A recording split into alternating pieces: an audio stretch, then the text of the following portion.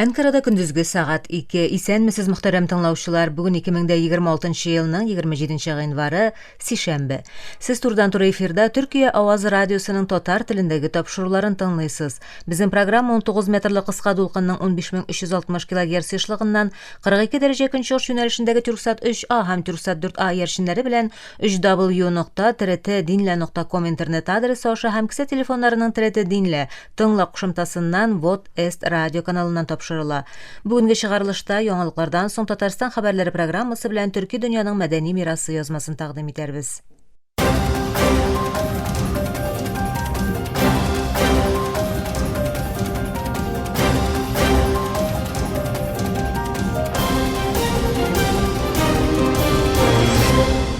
Соңгы хәбәрләр белән башлыйбыз. Төркия тышкы эшләр министры Хакан Фидан Анкарада Хамас рәсмиләре белән очрашып, Газа тынычлык планының икенче этабы белән бәйле тәрәккыятләр, төбәктәге гуманитар хәл һәм башка мәсьәләләр турында сөйләште. Дүшәмбе көнне узган чарада Фидан делегациягә Төркиянең Газадагы фәләстинлеләрнең хокукларын яклау юнәлешендәге дипломатик тырышлыклары, шул исәптән Тынычлык шурасы кебек халыкара платформаларда алып барылган инициативалар турында мәгълүмат бирде. Министр шулай ук Төркиянең ашыгыч гуманитар ярдәмнең Газага барып җитүен тәэмин итү өчен табада тырышачагын ассызыклады. Сүриянең саклану министрлыгы армиянең Халеб җирлегендә Айн-әл-Араб шәһәре тирәсендәге тыныч халык яшәгән йортларга һөҗүм итәргә тырышкан ЕПГ террорчы оешмасы дроннарын бәреп төшерүен белдерде.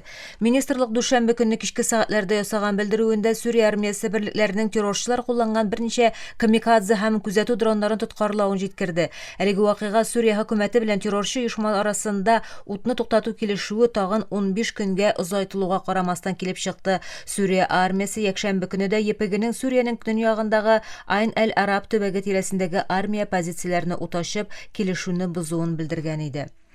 Израиль 2024 елның ноябреннән бирле гамәлдә булган утны туктату килешүен тагын бер тапкыр бозды. Ливанның көньягына ясалган һава һөҗүмендә бер кешене үтерде һәм 2 кешене яралады. Ливан халык сәламәтлеген саклау министрлыгы һөҗүмнең дүшәмбе көнне Сур шәһәрендә булуын белдерде.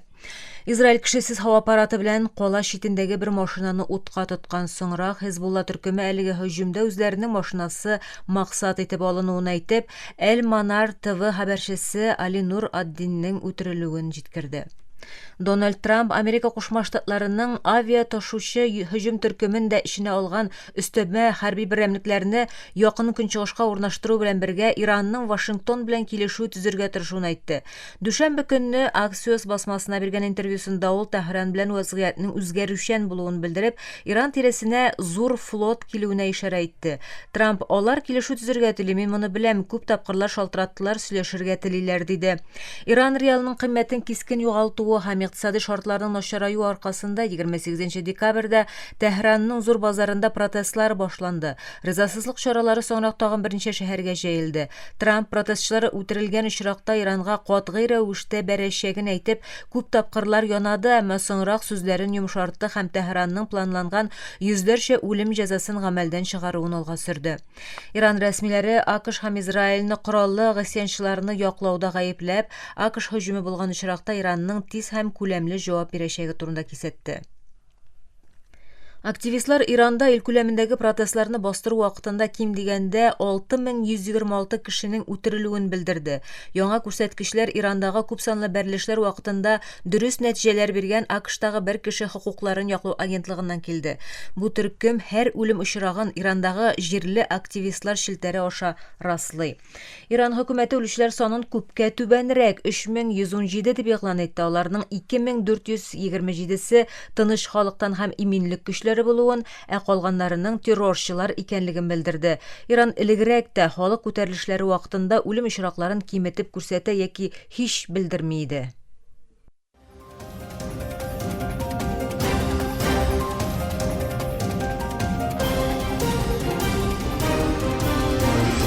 Төркия авазы дулкыннарында соңгы хәбәрләр тыңлыйсыз. НАТО гомумсәр катибы Марк Рутте АКШ башы Дональд Трампның иттифакка тугрылыгына шөбһәләр арткан бер мәлдә айрым Ауропа армиясын булдыру чакыруларын кире какты һәм моның иминлекне какшатып Русиягә файда китерәчәген әйтте. Брюссельдә чыгыш ясап Рутте бу фикерне яклаучыларга хыяллануыгызны дәвам итегез диде һәм мондый адымның шикләнгән хәрби ресурсларны бетерәчәген белдерде. Ул Ауропаның үз өстенә күбрәк җаваплылык алырга тиешлеген ассызыклап, моның НАТО кысаларында эшләнергә тиешлеген әйтте. Иттифак җитәкчесе бәйсез хәрби көчнең тулаем эчке продуктның 5%-нан күбрәгенә төшәчәген һәм АКШның азатлыгыбызның төп гаранты ролен югалтуы куркынычы тудырачагын белдерде. Берләшкән Милләтләр Оешмасы гомумсәр катибы Антонио Гутерриш дөнья тәртибенең таркалуын, канун өстенлегенең торган саен урман кануны дип аталган аңлаешка урын бирүен әйтте. Иминлек шурасы утырышында чыгыш ясап Гутерриш хокук өстенлегенең дөнья тынычлыгы һәм иминлегенең нигезе булып калуын, әмма хөкүмәтләрнең үз сүзләрен гамәлләр белән яклый алмавын ассызыклап үтте. Газадан Украинага кадәр булган бәрелешләргә тукталып, Гутерриш халыкара хокукның ресторандагы меню шикелле сайлап кына кулланылуына игътибарны җәлеп итте. Ул иминлек шурасының үзәк роленә басым ясап, кичеккән реформаларны ясарга чакырды һәм халыкара җинаять мәхкәмәсе аркылы җаваплылыкның тәэмин ителүен теләде. Hindistan һәм Ауропа берлеге сөйләшүләр башланганнан соң якынча 20 ел үткәч күптән көтелгән ирекле сәүдә килешүен сишәмбе көнне игълан итә. Килешү яңа Делида Hindistan хөкүмәт рәисе Нарендра Моди һәм Ауропа берлегенең югары дәрәҗәле вәкилләре Урсула фон дер Лейен белән Антонио Коста арасындагы очрашу вакытында ачыклана. Hindistan сәүдә сәркатибе Раджес Агравал килешүне баланслы һәм киләчәккә йөз тотучы дип бәяләде. Еш кына барлык килешүләрнең анасы дип аталучы бу чаралар икътисади бәйләнешләрне тирәнәйтүне, сәүдә һәм инвестицияләрне арттыруны, шулай ук ике якның да ширкәтләре өчен бер-берсенең базарларына керүне җиңелләштерүне максат итеп куя.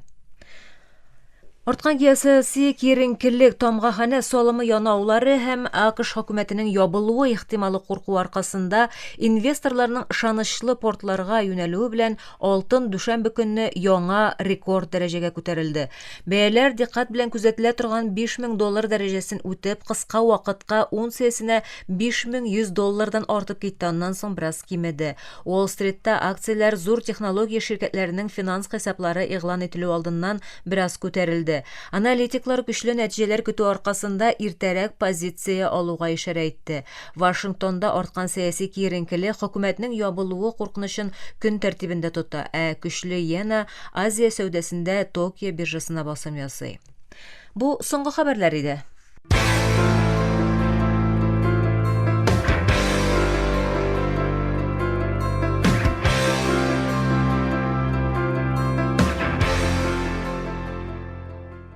Мөхтәрәм тыңлаучылар, бүгеннән башлап бер атна буенча Госманлы императорлыгын искә алу атналыгын билгеләп үтәбез. Әлеге дәүләт 3 кыйтгага җәелгән мәйданы белән гасырлар буенча дөньяны тәртиптә тотты.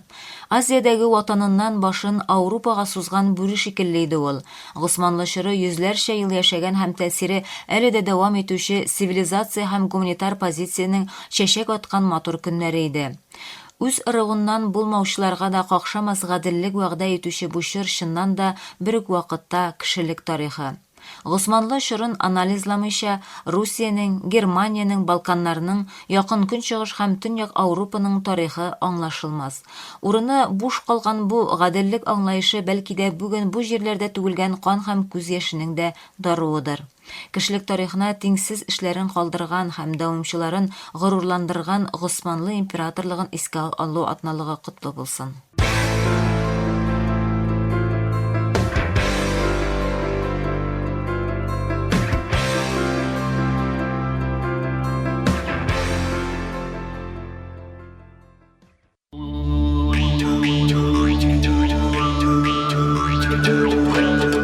Төрки дөньяның мәдәни мирасы.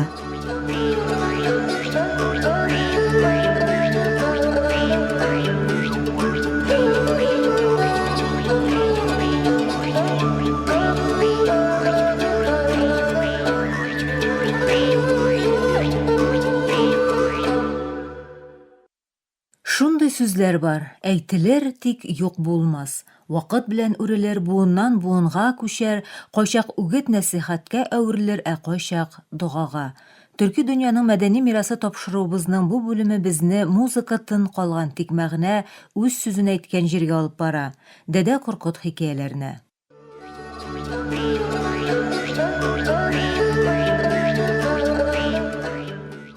Китаби Дәдә Коркот, башка төрле әйткәндә угызнамә, төрки әдәбиятының иң әһәмиятле әсәрләреннән берсе.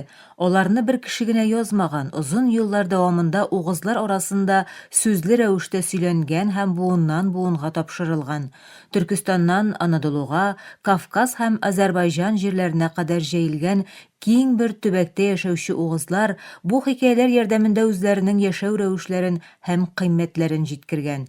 Вакыт үткән саен бу сүзле хикәяләр язуга төшерелгән, әмма бу эшне кемнең башкаруы төгәл билгеле түгел.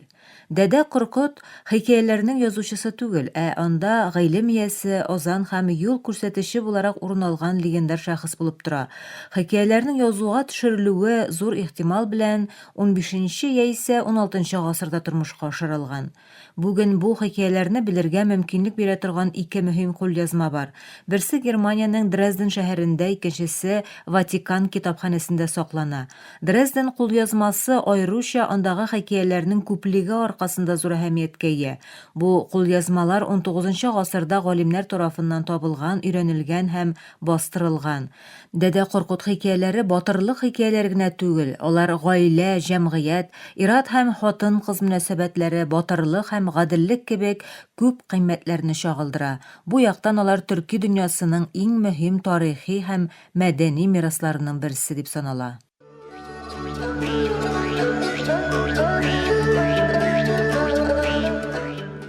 Дәдә Коркот хикәяләрендә табигатьтән тыш көчләр, мифик җан ияләре һәм ирешеп булмый торган каһарманнар юк. Мондагы каһарманнар кешеләр, алар арый, курка, ялгыша, ләкин һәр ситуациядә алар сынау белән очраша. Бу сынау дошманны җиңү турында түгел, үз-үзеңне узу турында. Богач хан үз көчен контрольдә тотарга өйрәнә. Бамсы бәйрәк тугрылык бәясен түли. Салур Казан ватанның мәгънәсен югалту аша аңлый. Бу хикәяләрдә каһарманлык сүзсез җаваплылык, көч башкаларны юк итү өчен түгел, аларны яклау өчен. Иң зур югалту җир түгел, намус. Дәдә Коркот дөньясында сүзләр очраклы әйтелми. Һәр сүзнең үз вакыты бар. Шуңа күрә Дәдә Коркот хикәяләренең ахырында күренә. Бу мизгел әйтелгәннәр үлчәнгән вакыт. Кем дөрес эшләгән, кем шикләрне узып киткән, кем үз сүзен тоткан. Аның сүзләре белән барысы да үз урынына утыра. Дәдә Коркотның теле гади, ләкин үткен. Ул озын бизәкләүләрдән кача, чөнки бу сүзләр күп кеше җыелган җирдә түгел, учаклар тирәсендә, юл кырыенда һәм матәм йортларында әйтелгән. Ул тыңлаучыны арытмый, ләкин уйландыра. Ул киңәш бирә, ләкин хөкем итми. Бу яктан Дәдә Коркот хикәя сөйләүчедән күбрәк эталон булып тора.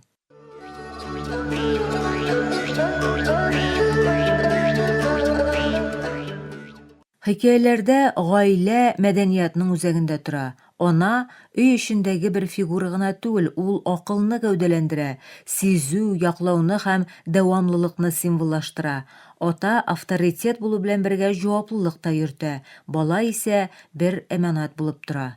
Бу дөньяда хәтта исем дә тууга бирелми. Каһарман үз исеменә лаек булырга тиеш, чөнки исем ул бер шәхес билгеләмәсе генә түгел, бурыч булып тора. Җәмгыять каршында бирелгән сүз ул.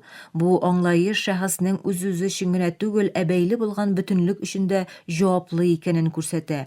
Дәдә Коркот хикәяләрендә хатын-кызлар пассив түгел. Бану Чәчәк ул көтеп торучы бер сөйгән яр гына түгел, сынаучы, карар бирүче һәм каршы торучы бер каһарман. Бу хикәяләрдә хатын-кыз тормышның үзәгендә тора. Дәдә Коркот хикәяләрендә урын бары фон гына түгел, дала кешенең ялгызлыгын чагылдыра. Тау кичәргә кирәкле киртә, инеш аерылу сызыгы. Йорт исә яши торган урын гына түгел, аның хакына көрәшергә һәм сакларга кирәкле кыйммәт. Шуның өчен дә Салыр Казан турындагы хикәядә талау очрагы гына тасвирланмый. Ул хикәя кешенең үз йортын югалтканда шәхесен дә югалтуы мөмкинлеген хәтерләтә. Бүгінде де Коркут хикаяләре академик тикшеренүләрдә урын ала, дәреслекләргә керә, сәхнәдә куела, ләкин аларның чын яшәеш тапкан җире һаман да бер үк: нәсихәтләр, аталарының сүзе, туй дугалары һәм бәхилләшү тынлыгы. Бу бүлектә без төрки дөньяның иң көчле авыз иҗаты мирасларының берсе турында җиткердек. Тамырларыбыздан килүче бу тавыш безгә милләтнең үзенең хикаяләре белән танылуын искә төшерә.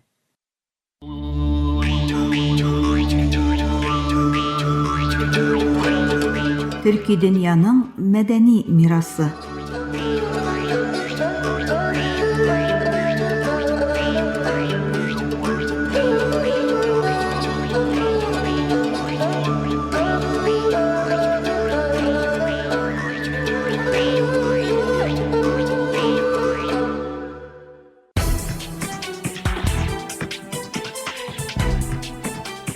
Татарстан хәбәрләре.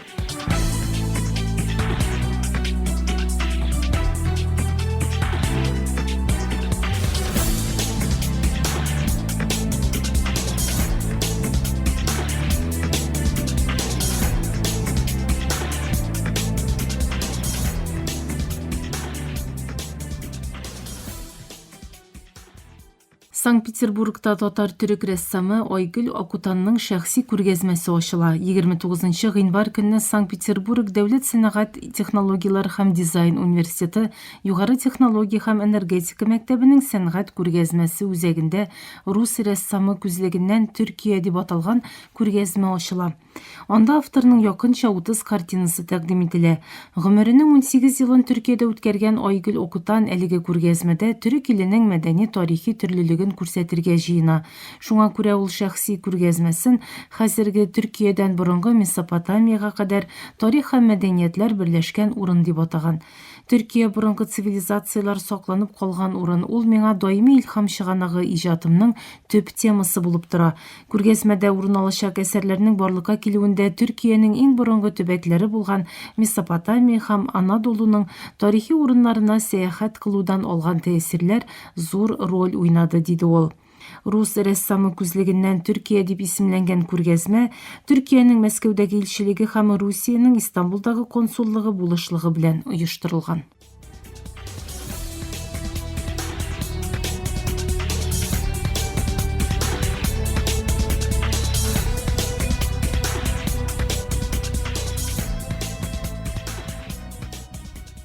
Новосибирск өлкәсе татар мәдәни үзәге 6-нчы өлкә туктамак татар ашлары бәйрәм конкурсына чакыра. Зур гастрономия бәйрәме 2026 елның 14 февралендә узачак.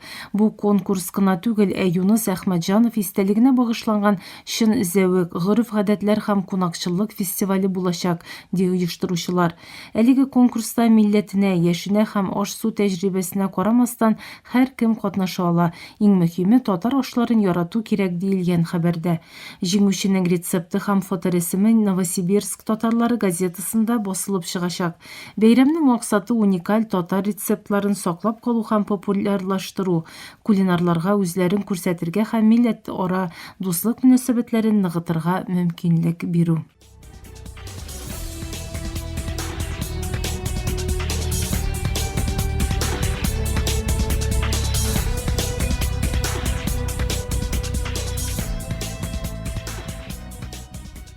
Агымдагы елның 24 гыйнварында Үзбәкстанның чит илләр белән милләт ара мөнәсәбәтләр һәм дустана элемтәләр комитетында күренекле новатор, шагыйрь, язучы, публицист һәм драматург 20 гасыр совет поэзиясына нигез салучыларның берсе Хади Такташның тууына 125 ел тулуга багышланган әдәби кичә узды.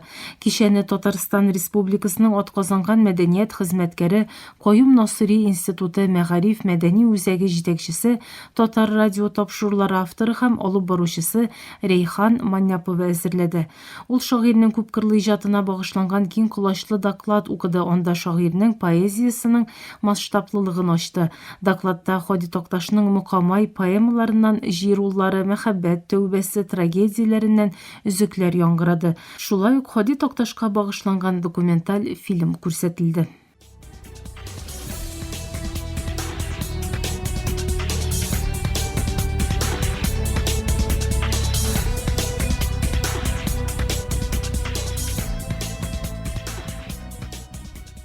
Изге Рамазан ай алдыннан 12 февральда Казанда Татарстан Коръән хафизларының җыелышы була.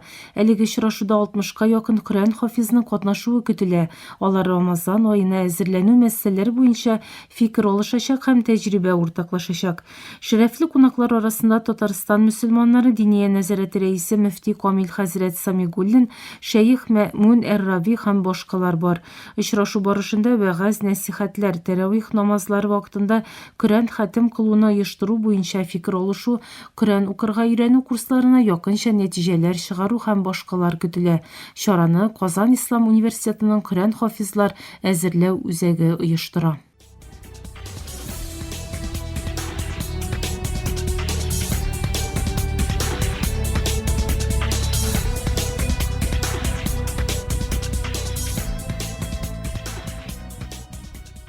Быел Татарстаннан туры экспорт юлы белән 100 мең тоннадан артык икмәк озатылды. Бу нигездә бодай, арпа һәм сулы.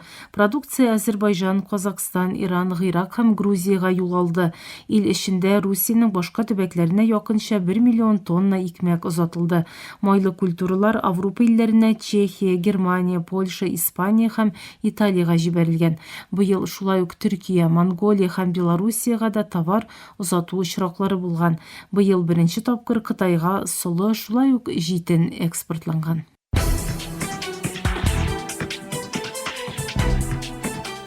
Татарстан хәбәрләре.